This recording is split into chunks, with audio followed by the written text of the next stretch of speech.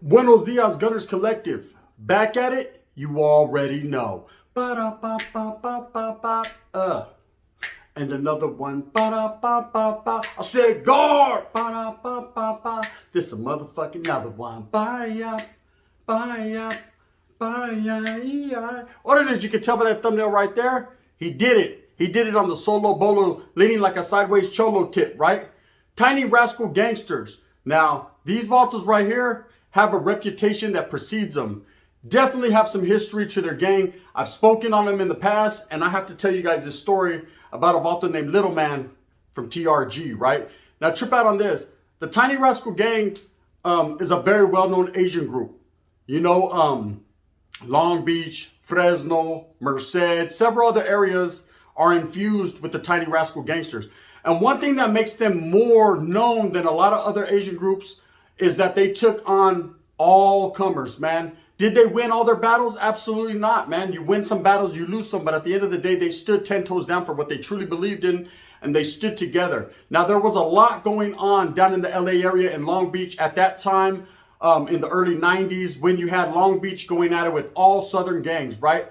The reason for it was that a lot of people, there was a lot of racism going on back then. There was a lot of gang violence going on back then. And for one reason or another, they decided that they would go at it with the Longos, right? It was more so just a Long Beach thing and a TRG thing, but it exploded and expanded because of some of the crimes that they were being accused of. Some of the home invasion style tactics, some of the killing of innocent people. There was people coming up short, and other people felt that if for no other reason, man, these vatos posed a serious threat. And so there was a verde put on them, right? Now, at the end of the day, that didn't mean that the Longos couldn't handle them. It just meant that they were doing so much dirt and they were handling their business at such a high level. Hey, now has come the time for everyone to go ahead and get at you. And that's just the way it is. One thing about the Mexicanos and the way the Mexicans roll is you fight one bean, that's it. You're going to fight the whole burrito. And that's a real true life saying, right? Everyone feels some type of way, so they come together for power, like La Onda, right? And bam, beep, boop, boop, boop, the guerra was on. The war was definitely on. There was a lot of soldados on every side falling. One thing I could say about the adversary TRG is they weren't no punks, Holmes. They weren't the ones to lay it down. They definitely weren't the ones to go out like that. They were going to handle their business. They came together and functioned as not only a gang, a group, but as a family. I remember meeting a lot of TRGs, and I was always cool with them. Being from Northern California, I know that they had beef, say in Visalia. I know the TRGs beefed with other Norteños. But that wasn't our business. At the end of the day, we only worry about our town, our city, where we're from, our blocks, our streets, and our people that are right there. That's all we can do. We can't do nothing for you, man. Whatever alliances or, opposition things you got going on in other places, that's your guys' business. And it's for no other man to step on that. But when you get behind them walls, it becomes a different story. Now everybody comes together. Everybody joins forces. And any enemy of yours becomes an enemy of mine. And they were common enemies. And bam, beep, boop, boop, boop. You know what it is. But when I was in the youth authority, because the TRGs were on green light and because they were being ran off of every yard by the Southsiders, man, we took a liking to these vatos. Not did we back them up and we were in it to win it with them and we assisted them. In some cases we did. If we had the same type of enemy guy and we were going at it, well, let's get it, homeboy. We got you. You got us. We got you. But for the most part, we liked, and I know myself, I'm going to speak for myself, and I liked the way that they carried themselves. So many times I watched vatos come into the compa or go on the yard and not last 5 minutes, and every Southsider in the whole building ran up on them. So many times I watched these vatos come in, drop their mattress, and get off themselves. Well, I wanted to speak on one TRG that stood out amongst the rest to me personally. And like I said, I don't know all these vatos and everything and all their details and politics and things that they go by. One thing I know for sure is this vato was actually from the Fresno area, and he was about that wiggle. He was a Fresno TRG. This vato had Bulldog Killer on his arm. This vato had SKs on his arms. Shit, I think he even had an NK. He just never showed us. This vato was against everybody, and he was a bigger Asian, and he was no suckerfish. He wasn't no chump, right? So trip out on Little Man. We called him Little Man, and ultimately he did end up becoming a Norteño. Shh, don't ask nobody and don't tell nobody. That's just the way it worked out. Guard! This is real life. So I remember first meeting this vato in Preston. We get to Preston, right? And look, I'm going to trip out on how I met him later on in the years in prison, but I meet him in Preston. Okay, and when I met him in Preston, he was hanging around with some of the homeboys, right? He was at this time, he wasn't claiming Norte. He wasn't being a Norte. He was just TRG, Tiny Rascal Gang. And I tripped out because I had coming from down south from Nellis and then coming from down south from Nellis, going to Carholton after. I never realized, I never tripped on these dudes like being on that yard that long. I never got to really chop it up or talk to them because they would always get rushed immediately. They didn't last or they'd get off. Like I said, there was plenty of instances where that happened. So for me to get onto a compa and actually see a TRG member posted up, kicking it where there were Southsiders on that yard, it was a difference to me, right? But that led me to believe, and of course I knew later on that it was different in every different place. Down south, man, I guess because they had numbers, the power, they were wiggling like that. They were not going to allow any of these vatos to post up on that yard. In Preston, it was a little bit different. The Northerners and the Bulldogs had the numbers. Southerners not in the majority, so it was kind of more like, okay, all right, we're going to bid our time type shit, right? And that's exactly what they were on. Believe me, they weren't no suckers and no punks at no point. They were down to handle their business, and I give them a lot of respect. But at the same time, this vato was posted up like a thumbtack right there sitting on the motherfucking the bench, right? So anyways, we got to chopping it up, and he was cool, man. He was from Fresno. And I remember him showing me, and telling me a lot of details about his gente and his people and how they established in Fresno and how they used to go at it viciously and furiously with the Perro Chatos, the Bulldogs. And this is back when the Bulldogs were still under the F-14 and the 209. And it was just a little bit different, right? Some of the things he told me they were establishing, they were pretty thick in Fresno. But the Bulldogs did pose the biggest threat to them, which they posed the biggest threat to anyone in Fresno. In fact, they are the threat in Fresno. That's just how it is. Anyways, so we got to taking a liking to each other. He was a cool homeboy. He was cool, and he rocked with us, like I said, because we had a common enemy. Never once did he try to claim nothing he wasn't. And, if it was Northerner business, it would be Northerner business. But the way it started to sway was he started to hang out with us. Any new Southsider that came on the compa, immediately he would go up to him and take that fade. Now, he was dusting fools off, and there was a couple times he came out licking. But for the most part, I liked him because he handled his business. He never hesitated. He wasn't tripping. He'd walk up to him. And so many times, man, they got off right there in the open because as soon as he would tell vatos where they were from, they were feeling some type of way, especially a vato from Long Beach. Facts, right? But he started to gain a reputation as someone not to be played with, someone that had hands and a vato that would get off. And I gained a lot of respect. I know you're not supposed to judge a whole group or a gang by one man's actions, but I'm going to say if anyone ever carried that torch and anyone ever put them on the map, to me, it was Little Man from Fresno, right? This vato from TRG was about that Asian business. Facts. Now, I didn't know about who else were their enemies. I didn't know about none of that. I just knew that they had a hatred for the Southsiders and the Southsiders had a hatred for them. And one day I got to conversating with him about it and talking about it. I said, what's going on, bro? And he broke it down for me real easily. And he told me, hey, look, bro, there was a lot of racial things going on when my people migrated into their area. It was a predominantly Mexican, area. We started to come in, man. There was always a little bit of hatred to my people that weren't involved in gangs. So we felt we had to step it up and handle business for them. And then that's how it all panned out. Now, what I also heard from some Southsiders from the Long Beach area, they had told me, and this is personally real talk. Shout out to West Side Longo, right? Vato told me that these vatos were doing home invasions and killing innocent people. There was innocent people being targeted and hurt, innocent paisas, innocent Mexicanos that were just, civilians. And so that they felt some type of way about that. And of course, there's always going to be two sides to every story. Who's right and who's wrong, one never knows, does one. But the wind definitely blew over there in Long Beach and it huffed and it puffed and it tried to blow TRG's doors down. But they stood their ground. So I remember the vatos used to get off all the time. Facts, right? And eventually over time, because we were involved in so much things going on, he started to gravitate towards the north. And I remember him even getting Norteño tattooed on him and start to claim it, right? And homeboys got at me. They were like, this is a homeboy. He's a TRG Norteño. Never thought I'd see it in my life, but I seen it. That's 100% facts, right? So I end up moving and grooving, man, like a Hoover motherfucking criminal, right? And I move on to Carholton where I start doing my time and me and this guy lose contact and it is what it is, right? And later on in life, in years, I ended up going to the penitentiary, just like most of us YA babies did. No. For those of you that are asking questions, no. I was never Leva in YA. I almost said I was Leva in YA. I was never Leva in YA, and no, there was no PC protective custody in YA. Anyone who's been there will tell you there was nowhere to run and fucking absolutely nowhere to hide. You either handled your business on these compas and got down, or you did it and you got beat up. There was no in between. I said there was no one to go tell. Who are you going to tell? The counselors? They didn't care. They were there for a check-in. Straight up. Hey, I can't be here because... Shut up. Go back to your bunk. All right. We're all kids, man. It was be killed or be killed. It was handle your business. That's it. There was nowhere to run.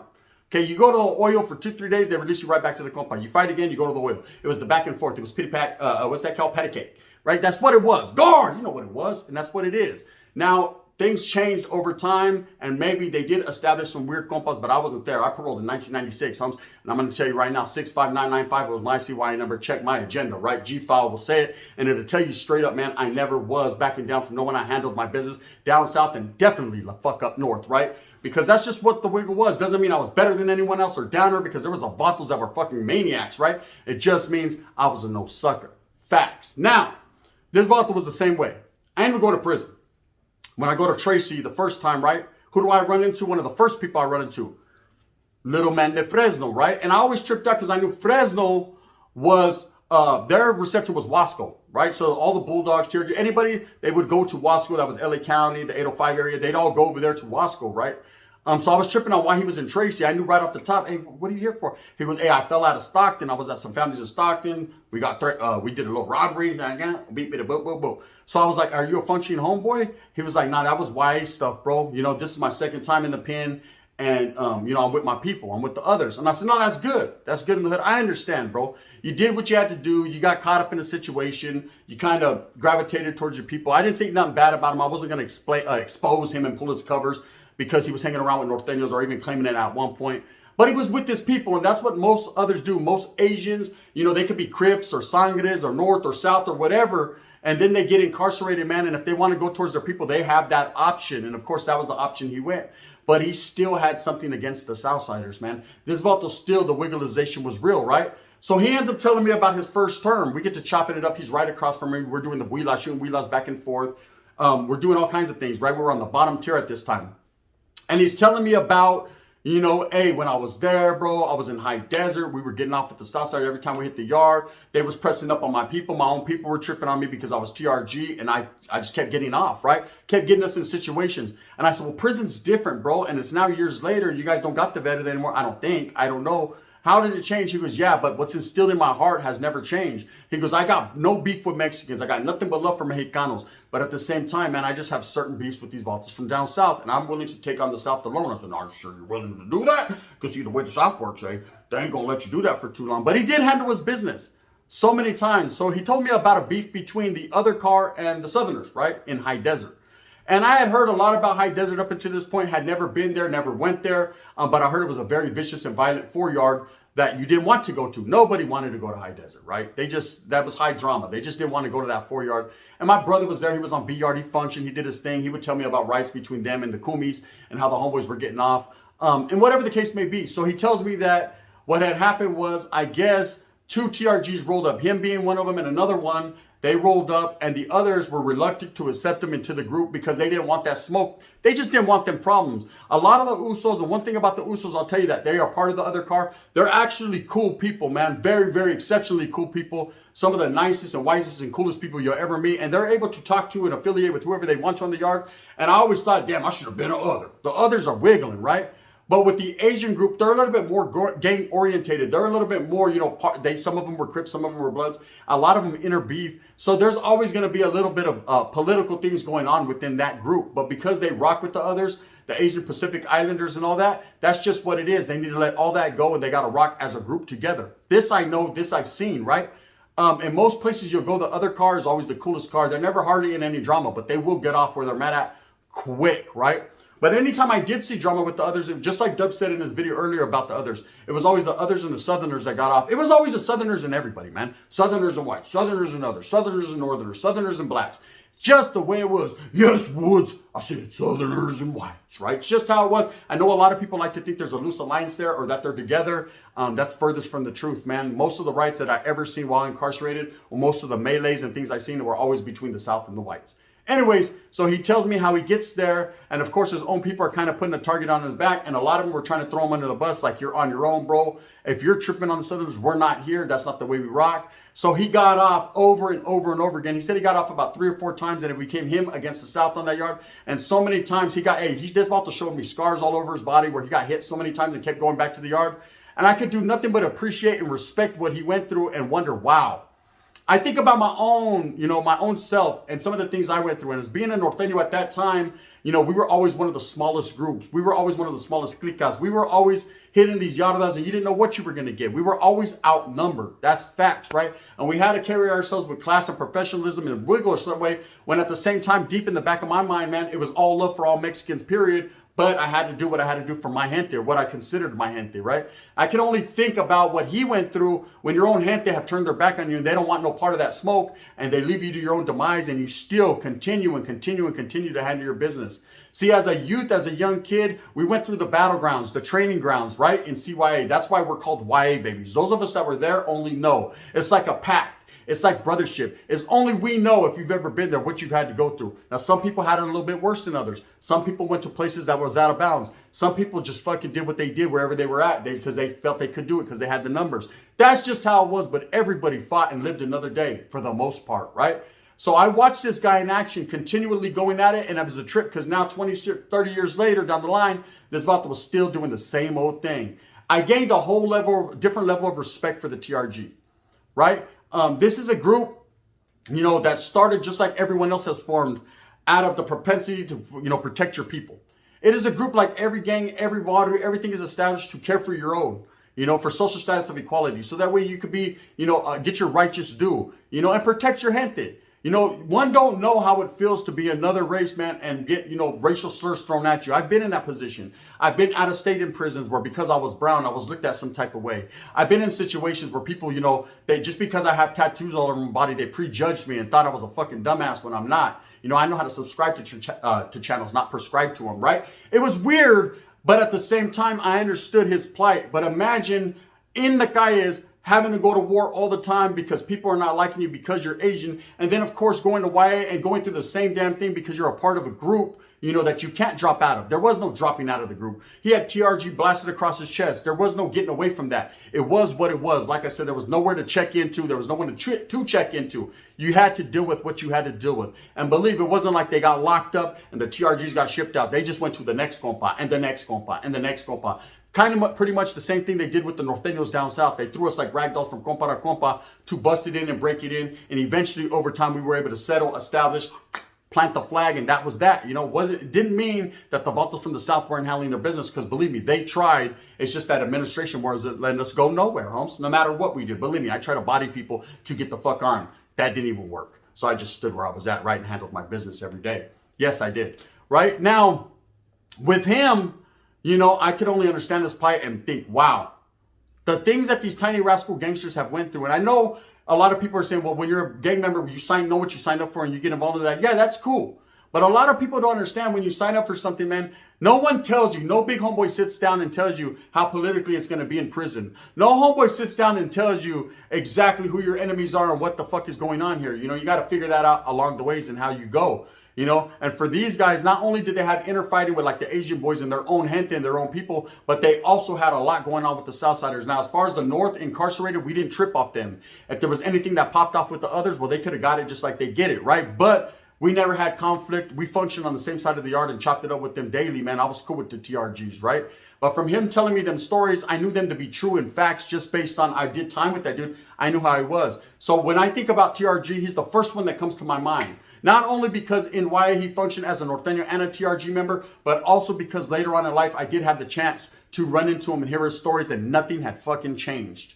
Right? It was a trip, because in my life, of course, I was still active at that time. I was still doing the same old thing, but a lot had changed in my life. I had different ways of thinking, and maybe he did, but he didn't tell me. I wasn't really tripping on the enemy like that anymore. I just wanted to do my pinchy time and get out. I wanted to do what I did, but at the end of the day, I knew I had to struggle and fight for the existence of my people, because if I did it, no one else would, man. You had a few ragtag others that were willing to go to the forefront, to the frontline status and handle it with me, but other than that, a lot of authors just wanted to do their time simply as well. And if they couldn't do their time in the way they wanted, they checked in. Facts. That's real, right?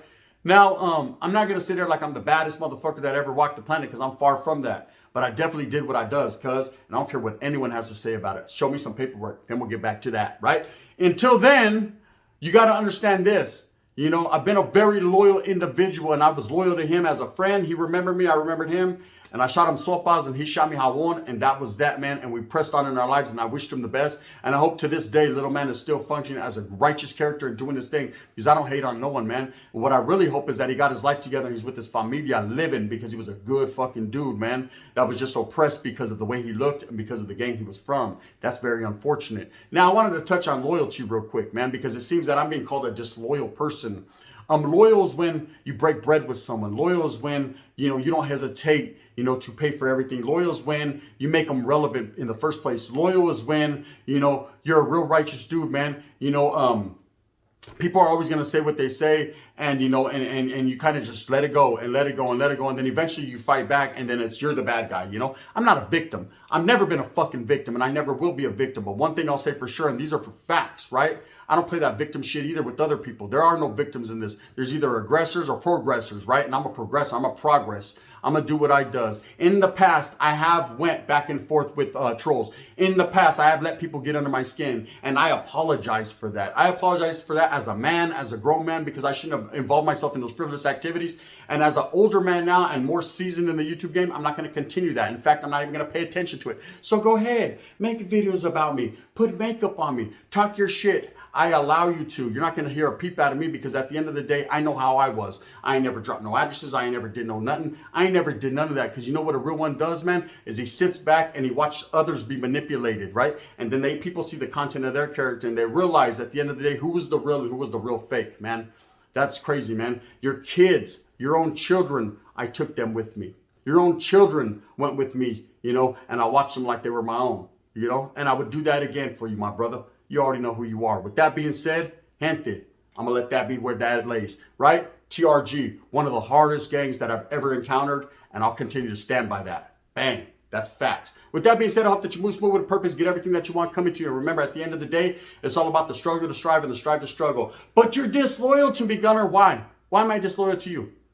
Because you go live fucking 5 times a day, bro, and you don't want me to go live so you can go live? Why? Why am I disloyal to you? What happened when I pulled up to the barbecue and bought everything? When I took you with me and bought everything? When I went over here and I bought everything? I know money isn't everything, but bro, where was your pockets at? You know what I mean? I'm just saying. Like it with a thumbs up or thumbs down. Heavy's going to be the head that wears the crown. Can't even call a motherfucker. Oh, this is my real homie. We don't even know what the fool looks like. Bang, bang. Stick to that, though.